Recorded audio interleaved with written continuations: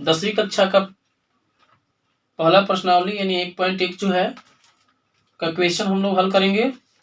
इसमें लिखा है पहला क्वेश्चन का, करें कि निम्नलिखित संख्याओं का HCF ज्ञात करने के लिए यूक्लिड विभाजन एल्गोरिथम का प्रयोग करें। कीजिए। तो पहला जो प्रश्न है, यहाँ जो लिखा है कि 135 और 225। अभी हमें जो है 135 और 225 का क्या करना है, HCF निकालना है। और थोड़ा सा यहाँ हम ले लेते हैं। अब चूंकि यहाँ देखिए 225 जो है 135 से क्या है, बड़ा है, तो हम लोग करेंगे 135 से भाग करेंगे किसमें, 225 में, ठीक ना। तो भाग कर लेते हैं। यहाँ जो हम लोग 1 बार में लेंगे तो ये हो जाएगा 135, ठीक ना। तो ये हो जाएगा 0 और यहाँ से 12 हो जाएगा, 12 हो जाए, 12 में से 3 कटेगा 9 और ये कट जाएगा। फिर हम लोग इसमें भाग देंगे। अब वो जो है शेषफल से भाग देंगे भाजक में, यहाँ 135 होगा, ठीक। और फिर हम एक ही बार में ले लेंगे तो यहाँ 90 हो जाएगा और करेंगे तो घटाएंगे तो यहाँ पर 5 होगा और इसमें 13 में से 9 घटेगा, 4 बचेगा। और फिर 45 में हम लोग फिर भाजक में भाग देंगे 90, तो 45 दूनी का 90 होता है। यहाँ ये क्या हो जाएगा, कट जा रहा है, हमें 0 ही लानी थी, ठीक ना। अब लेंगे हम लोग यूक्लिड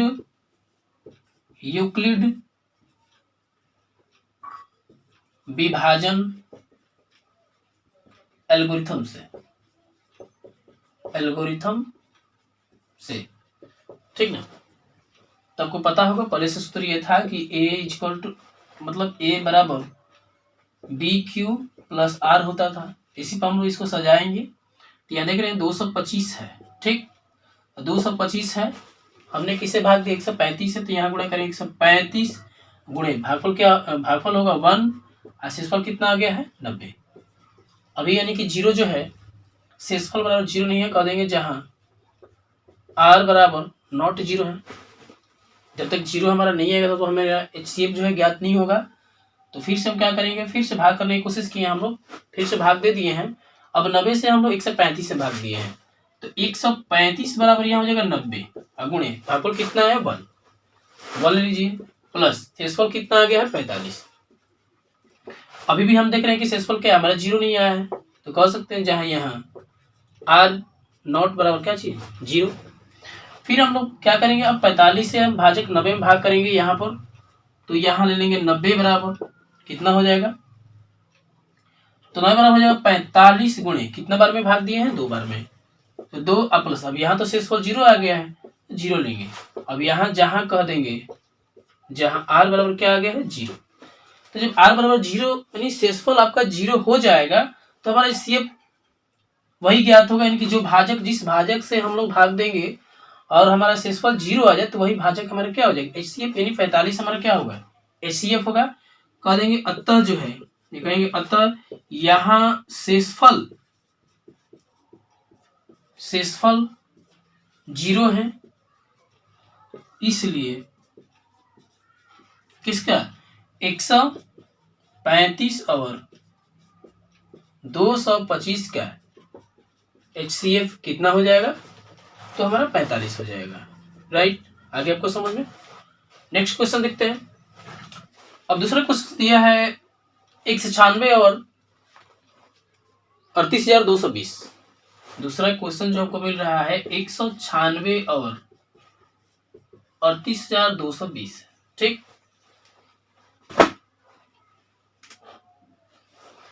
अब यहाँ हम लोग देख रहे हैं कि जो हल करेंगे तो यहाँ होगा, आप लोग देख रहे हैं कि यहाँ पर ये बड़ा है और ये क्या है छोटा है, तो हम लोग क्या करेंगे, इसको भाज्य मानेंगे और इसको भाजक मान लेंगे।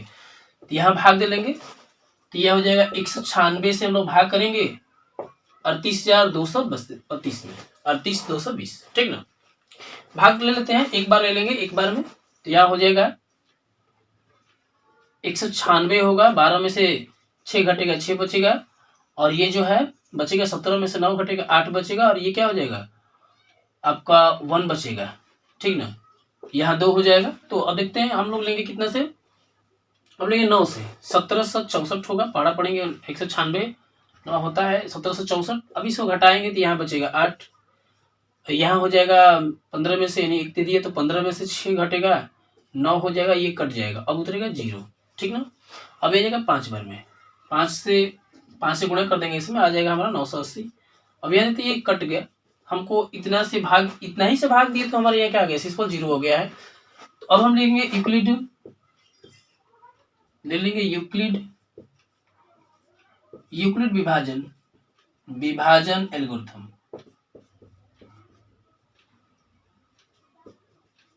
एल्गोरिथम से, ठीक ना। तब यहाँ हम लोग देखते हैं, आपको पहले भी सूत्र बता दिए हैं, चूंकि हमें देख रहे हैं कि 38,220, ठीक ना, में हम लोग भाग दिए 196 से, तो 196 गुणे कितना हो जाएगा, 195 हो जाएगा। अब 195, अब इसी से हमने भाग दिया तो यहाँ से क्या आ गया, 0 आ गया है, तो 0 होगा, आर बराबर हो जाएगा 0। अब देख रहे हैं यहाँ पर इतना ही हो गया, चूंकि हम कह सकते हैं यहाँ शेषफल जो है, शेषफल 0 है, इसलिए क्या कहेंगे कि 196 और 38,220 का HCF कितना हो जाएगा, 196 है, क्योंकि हमने 196 से भाग दिया है, यहाँ पर तो हमारा भागफल क्या आ गया है, 0 सॉरी शेषफल हमारा क्या आ गया, 0 हो गया है। अब भागफल इतना तो आया ही है, तो हमें जिस भाजक से भाग करेंगे भाज्य जिससे शेषफल 0 प्राप्त हो जाए, वही हमारा क्या होता है, HCF होता है, ठीक ना। तो हमारे यहाँ पर HCF हो चुका है, ठीक ना। 867 और दिया है 255, इसको भी पहले हम यहाँ पर निकाल लेते हैं। तो यहाँ हमने देखा यहाँ बड़ा क्या है, बड़ा ये 867 है और ये छोटा क्या है, 255 है। 255 से हम भाग दे देंगे, 255 867 में, ठीक ना। अब देखिए समय बचाने के लिए मैंने भाग दे रखा था, अब देखते हैं यहाँ लिख देंगे हल में कि यूक्लिड विभाजन एल्गोरिथम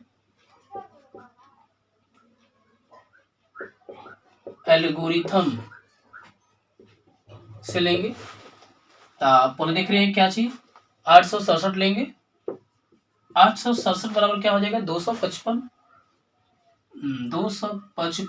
गुणे कितना 3 हो जाएगा, ठीक ना। अब प्लस शेषफल कितना आया है, तो हमारे आएगा 102, यानी कि अभी भी क्या r बराबर 0 नहीं आया है, तो r नॉट इक्वल टू 0 लिख देंगे। इसी तरह हम देख रहे हैं कितने भाग दिए हैं, 255 में, तो 255 बराबर कितना से भाग दिए हैं, 102 से। 102 गुणे कितना बार में, 2 बार में, ये 2, अब प्लस शेषफल कितना बचा हुआ है, 51, यानी अभी भी हमारा r बराबर 0 नहीं आया है, ठीक। फिर हम लोग क्या करेंगे, अब देंगे 102 में भागा कितना से, 51 से, शेषफल हमारा 51 से भाग देंगे, तो गुणे कितना 2 लेंगे, जो 2 लेंगे तो हम देख रहे हैं शेषफल क्या आ गया, 0, तो r इक्वल टू 0 हो गया। अब हमारा 0 आ गया है, तो हमारा HCF भी यही होगा, कह देंगे यहाँ शेषफल जो है, अब यहाँ शेषफल 0 है, इसलिए किसके 867 और 255 का HCF कितना हो जाएगा, 255 का HCF हो जाएगा 51, हो गया आपका। दूसरा क्वेश्चन में कह रहा है कि दर्शाइए कि कोई भी धनात्मक विषम पूर्णांक 6q + 1 या 6q + 3 या 6q + 4 के रूप का होता है, जहां q कोई पूर्णांक है, ठीक ना। तो हम लोग पहले भी इस तरह से क्वेश्चन जो है हल कर चुके हैं। तो यहां लिखेंगे माना कि a कोई धनात्मक विषम पूर्णांक है। अब पहले से भी ये हल कर चुके हैं, मैंने इसको बता दिया है, ठीक ना। और कहेंगे b बराबर कितना, तो लास्ट टर्म हमारा दिख रहा है कि कितना है, सबसे अधिक 6 है, तो यहाँ 6 लिखेंगे। अब यहाँ हम लोग क्या करेंगे, देखते हैं भाग करके, तो ये भाजक हमारा क्या है, b है और भाज्य हमारा a होगा, तो 6 से भाग करेंगे a में, तो 6 से a में भाग करेंगे तो कोई हमारा भागफल जो है q प्राप्त हो जाएगा और शेषफल कितना r होगा। अब r का संभव मान जो होता है, यहाँ कह सकते हैं जब भी आएगा तो भाजक से शेषफल क्या होगा, छोटा, तो मान लीजिए यहाँ 0 आ सकता है एक आ सकता है, 2 आ सकता है, 3 आ सकता है, 4 आ सकता है, 5 आ सकता है, लेकिन 6 नहीं आ सकता है। क्यों? क्योंकि 6 बराबर हो जाए तो कट सकता है, ठीक ना। अभी हमारा ये हो गया, तो अभी यहाँ कहेंगे यूक्लिड यूक्लिड विभाजन प्रमेय का से। अब पहले से जान चुके हैं, तब यहाँ कहेंगे ए बराबर हो जाएगा 6Q, क्या होगा 6Q प्लस आर, और जहां आर बराबर के क्या क्या दिया हुआ है, तो आर इक्वल टू दिया है 0 1 2 3 4 5 दिया है, ठीक ना। अब इतना दे दिया है, तो अब ए का संभव मान क्या होगा ये हमें देखना पड़ेगा, ठीक ना। तब जब हम कह सकते हैं कि जब ए बराबर लेते हैं, तो ए का संभव मान लीजिए हम रखेंगे, तो ए बराबर कितना है और आर रखे हैं, ठीक ना। तो ए बराबर 6Q प्लस आर है, तो आर का मान लीजिए हम 0 रखते हैं, तो AQ प्लस 0 होगा, यानी 6Q होगा, राइट। ठीक ऐसे ही हम लोग क्या करेंगे, यहाँ देखते हैं। फिर क्या करेंगे कि जब मान लीजिए यहाँ 0 रख लेंगे। अब यहाँ देखिए आर बराबर मान लेते हैं 1, ठीक। तो ए बराबर कितना हो जाएगा 6Q प्लस कितना हो जाएगा 1, हो जाएगा नहीं हो जाएगा, रख लेंगे। इसी तरह आर बराबर जब मानता हूँ 2, तो ए का मान कितना हो जाएगा 6Q प्लस कितना हो जाएगा 2 हो जाएगा, ठीक। इसी तरह मैं मान लेता हूँ कितना, आर बराबर 3 मान लेता हूँ, तो ए का मान कितना हो जाएगा 6Q प्लस 3 हो जाएगा, राइट। अरे समझ में आपको। फिर इसी तरह मैं मान लेता हूँ आर बराबर 4, तो यहाँ ए के मान कितना होगा 6Q प्लस 4 होगा, राइट। यह समझ रहे हैं। अब देखिए यहाँ पर पहले बात समझिए, यहाँ पर 6Q प्लस 2 है, चाहे तो हम इसको कॉमन कर सकते हैं, कॉमन कर देंगे मान लीजिए 2 से, तो यहाँ 3Q प्लस 1 आ जाएगा, कि नहीं आ जाएगा, यानी भाग इसमें लग रहा है, ठीक। इस तरह यहाँ भी देख सकते हो, अगर हम 2 से कॉमन करते हैं तो यहाँ क्या होगा 3Q हो जाएगा, कट जाएगा ये भी। और फिर यहाँ भी अगर हम भाग करते हैं, या मान लीजिए कह दीजिए 2 से करते हैं, तो 3Q प्लस यहाँ कितना हो जाएगा 2, यानी इसमें भी क्या हो रहा है भाग लग रहा है। और फिर यहाँ मान लीजिए आर बराबर मानो 5, तो कितना हो जाएगा यहाँ पर ए बराबर 6Q प्लस 5 हो जाएगा। अब इसमें ये तो 2 से विभाजित नहीं होगा। अब यहाँ हम लोग ये कहेंगे, चूंकि हम जानते हैं, मान लीजिए यहाँ चूंकि पहले से ही पता है कि ए कोई क्या है, धनात्मक पूर्णांक है या धनात्मक विषम पूर्णांक है, तब हम लोग ये कह सकते हैं कि यहाँ जो है 6Q कितना 6Q या 6Q प्लस 2 या 6Q प्लस 4 के रूप का नहीं हो सकता है, नहीं हो सकता है। कारण बता देंगे, क्योंकि ये सभी जो है, क्योंकि ये सभी क्या है 2 से विभाज्य है, मैंने अभी आपको करके दिखाया। यहाँ 2 से भाग दिए कट गया, यहाँ भी 2 से कॉमन किया नहीं भागे दिए तो कट गया, यहाँ भी देख रहे हैं सॉरी यहाँ देखें तो कट गया। तो हमें देखना है कि कौन जो है 2 से विभाजित नहीं है, तो हम लोग देख रहे हैं, यानी कहने का मतलब कि जो है 2 से विभाज्य है, इसलिए ये तो विषम हो ही नहीं सकता है। तो अब हम कह सकते हैं कि कोई भी धनात्मक विषम पूर्णांक जो है कितना हो सकता है, तो 6Q प्लस 1 या 6Q प्लस 3 या 6Q प्लस 5 के रूप का होगा। आगे आपको समझ में। अब क्वेश्चन नंबर 3 देखिए, तो कहता है कि किसी परेड में 616 सदस्यों वाली एक सेना यानी आर्मी की टुकड़ी को 32 सदस्यों वाले एक आर्मी बैंड के पीछे मार्च करना है, ठीक ना। तो दोनों समूहों को समान संख्या वाले स्तंभों में मार्च करना है, तो उन स्तंभों की अधिकतम संख्या क्या है जिसमें मार्च कर सकते हैं। तो देखिए इसका मतलब ये कि हम लोग जो है हमें HCF निकालनी होगी, ठीक ना। ऐसे नहीं पता चल पाएगा आपको, HCF निकालने के हमें पता चल जाएगा कि मार्च कितने में कर सकते हैं, अधिकतम संख्या स्तंभों की संख्या कितनी हो सकता है, ठीक ना। स्तंभ लगाना हो तो स्तंभों की संख्या कितनी होगी, तो हम कर सकते हैं कि अधिकतम स्तंभों की अधिकतम संख्या निकाल देंगे, ठीक ना। यहाँ लिख देंगे, बस आपको कुछ नहीं करना है। सवाल तो है मतलब प्रश्न जो है बहुत लंबा है, बट आंसर इसका कोई ज्यादा बड़ा नहीं होगा। तो हम लोग पहले यहाँ क्या करेंगे कि हमें कितना दिया है जी,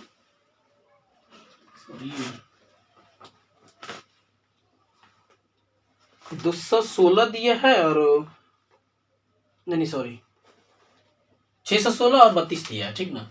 दोस्तों हम देखते हैं यहाँ पर कि 616 और 32 दिया है, ठीक ना। तो हम कह सकते अधिकतम स्तंभों की संख्या में ज्ञात करनी है तो हम इसका HCF निकाल देते हैं।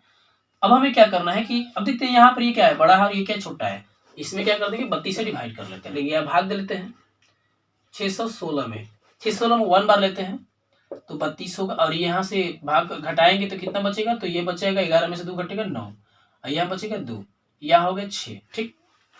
अब लेंगे 9 भागे 32, 288 हो जाएगा, ठीक है ना, 288। अब यहाँ क्या करेंगे, 16 में से 8 घटेगा 8 बचेगा, ये 8 में से 8 घटेगा 0 हो जाएगा, ठीक ना, ये भी 0 हो जाएगा, नहीं कट जाएगा, ये भी कटेगा। अब कितना से, तो 8 से 32 को भाग करेंगे, 8 चौका क्या होता है 32, कट गया, हमारा शेषफल आ गया, ठीक। बस कुछ नहीं करना है, कह देंगे यूक्लिड विभाजन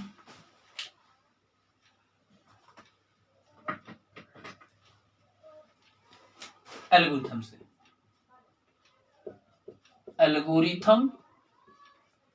से राइट। बस क्या करना है, हमने 616 में 32 से भाग दिया है, तो 616 बराबर क्या हो जाएगा जी, 32 गुणे कितना, भागफल हमारा है 19, ठीक। शेषफल हमारा कितना आ गया 8, यानी r इक्वल टू नॉट 0 नहीं आया। अब हमने क्या है, 32 में 8 से भाग किया, तो यहाँ हो जाएगा 32 कितना से 8, भागफल कितना है 4, तो 4 शेषफल कितना 0 0 आ गया कि नहीं, r बराबर 0 हो गया, यानी कि जब r बराबर 0 हो गया तो हमारा शेषफल निकल गया। अब यहाँ कहेंगे सॉरी हमारा HCF निकल गया। अब हम कहेंगे 616 ना, 616 और 32 का जो है HCF जो है कितना हो गया, HCF कितना हो गया बाबू, यह हो गया 8 हो गया ना। तो 8 जब HCF हो गया तो हम कहेंगे अधिकतम स्तंभों की संख्या कितना है, इसलिए कहेंगे स्तंभों का अधिकतम संख्या कितना हो जाएगा 8 होगा, जिससे को मार्च कर सके, ठीक है। आ गया, ये आपका आंसर हो गया। क्वेश्चन नंबर 4 है, करे कि यूक्लिड विभाजन परिमेयिका का प्रयोग करके दर्शाइए कि किसी भी धनात्मक पूर्णांक का वर्ग जो है किसी पूर्णांक m के लिए 3m या 3m+1 के रूप का होता है।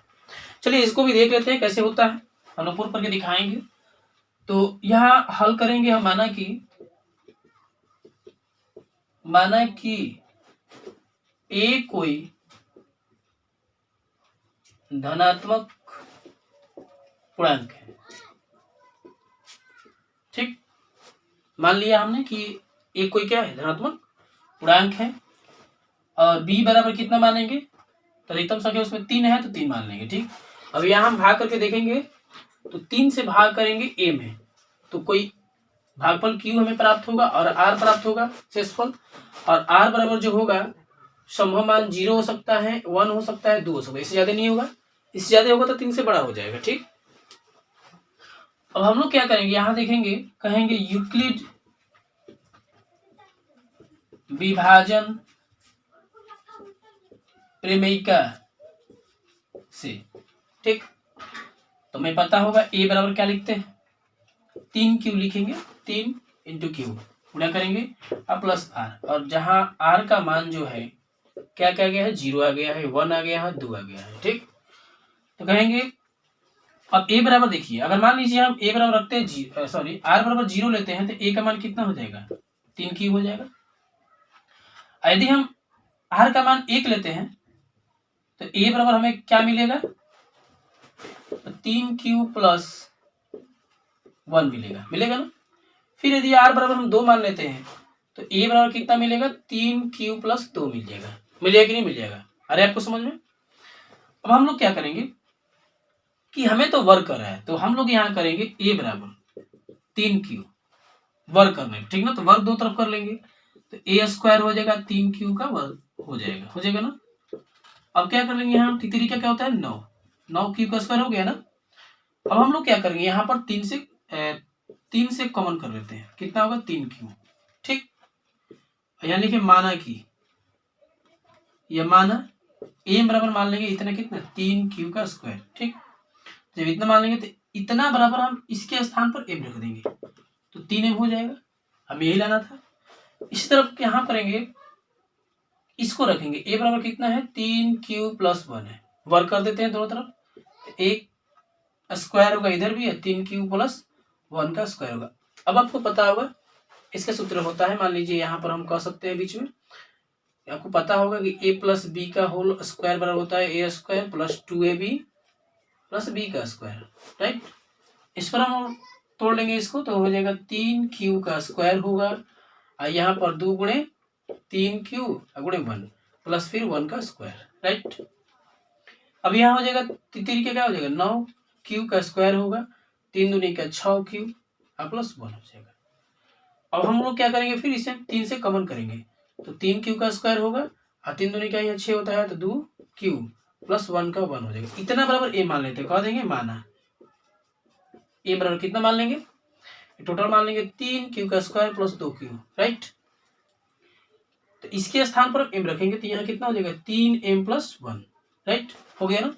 इसी तरह हम लोग इसका भी कर लेंगे, यहाँ पर a यहाँ जो है a बराबर 3q का + 2 है, वर्क कर लेते हैं तो a² इधर होगा 3q + 2 का स्क्वायर होगा, इसको भी a + b के होल स्क्वायर पर तोड़ लेते हैं तो ये कितना हो जाएगा, तो यहाँ हम लोग कहेंगे 3q का स्क्वायर हो जाएगा और प्लस 2 गुणे 3q गुणे 2 हो जाएगा प्लस 2 का स्क्वायर होगा, ठीक है आपको। 3 का 9 हो जाएगा, 9q का स्क्वायर होगा। अब यह कितना 3 दूनी का 6, 6 दूनी का 12q प्लस 2 दूनी का 4, ठीक ना। अब हम तो यहाँ इसको तो डिवाइड नहीं कर पाएंगे तो इसे हम तोड़ लेते हैं, यहाँ 9q + 9q का स्क्वायर हो जाएगा और यहाँ 12q प्लस यहाँ 3 + 1 हो जाएगा। अब तो डिवाइड कर सकते हैं, मैंने कॉमन कर लेंगे, 3 से जब कॉमन करेंगे 3q का स्क्वायर बचेगा, 3 × 4 = 12 होता है, भाग देंगे तो q होगा ये 1 बार में कट जाएगा +1। अब टोटल ये क्या मान लेंगे, a बराबर मान लेते हैं, कह देंगे माना m बराबर कितना हो जाएगा तो 3q का स्क्वायर + 4q + 1, ठीक। तो हमें मिला क्या, या इसके स्थान पर m रखेंगे तो यहाँ हो जाएगा 3m + 1 हो जाएगा, ये और ये सेम आ रहा है, ठीक। आगे देख लेते हैं। अतः हम कह देंगे यहाँ पर कि अतः कोई भी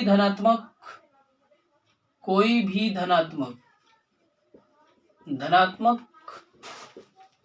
पूर्णांक का वर्ग 3m या 3m + 1 के रूप का होगा, हो गया आपका आंसर, ठीक ना। बस इतना ही तो लिखना था। अब 5वां क्वेश्चन कर रहा है कि यदि एकल विभाजन प्रमेय का प्रयोग करके दर्शाइए कि किसी धनात्मक पूर्णांक का घन 9m या 9m + 1 या 9m + 8 के रूप का होता है।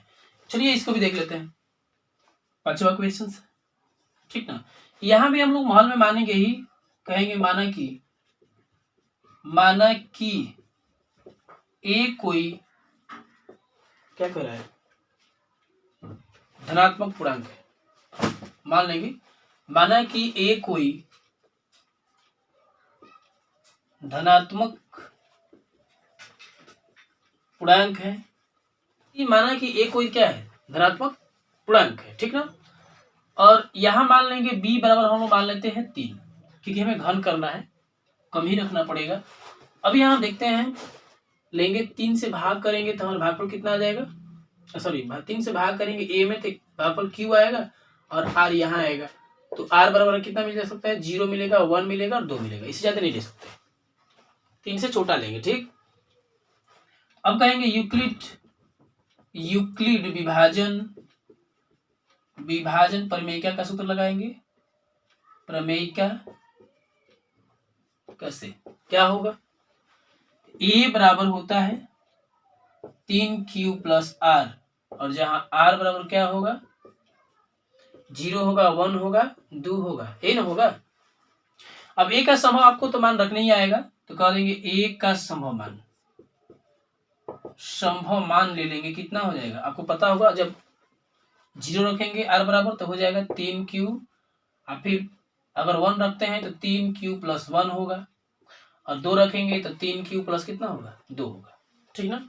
अब हम बारी बारी से क्या करेंगे, मान लीजिए बारी बारी से घन करेंगे। तो अब यहाँ a बराबर जो है 3q है।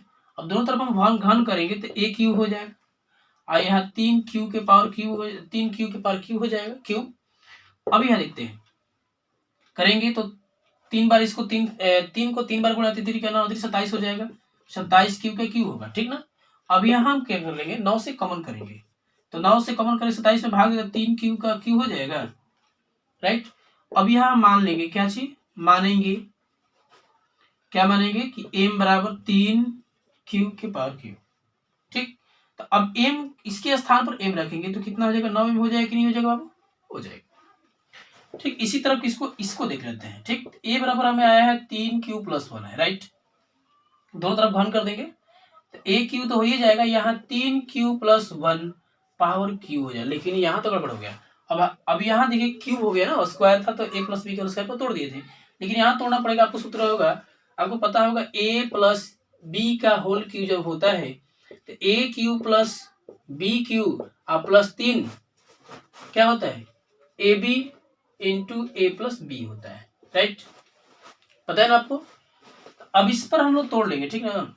अब यहाँ हम लोग क्या करेंगे, अब देखते हैं कि यहाँ पर a जो है 3q, तो 3q का क्या हो जाएगा, q हो जाएगा ना, प्लस b का 1q हो जाएगा, फिर यहाँ 3 गुणे हो जाएगा कितना, 3q, और फिर कितना गुणे 1 इंटू कितना हो जाएगा, 3q+1 हो जाएगा, ठीक ना।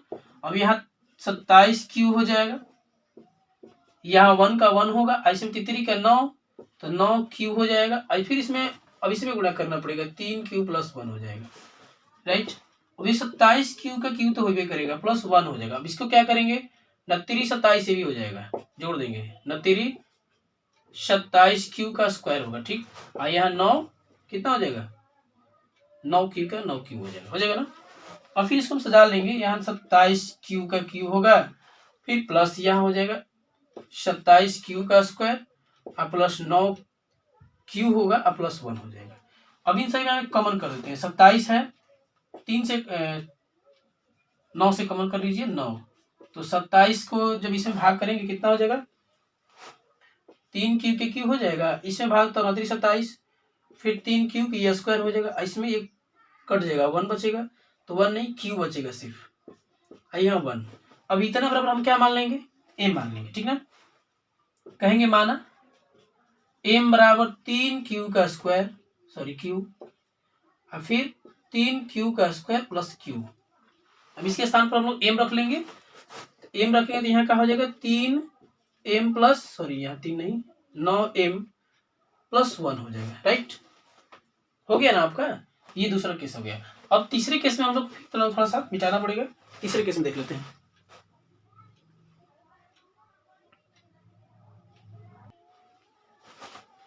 अब तीसरे केस में मान लीजिए ये होगा कि हमें ये होगा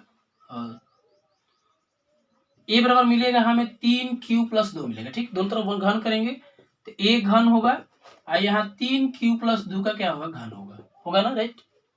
अब यहाँ करेंगे उस सूत्र पर तोड़ेंगे इसको, तो 3q के क्या हो जाएगा, q होगा, यहाँ 2q होगा, प्लस 3 गुणे हो जाएगा 3q, राइट, और गुणे 2 हो जाएगा, और फिर इंटू 3q+2 होगा, राइट।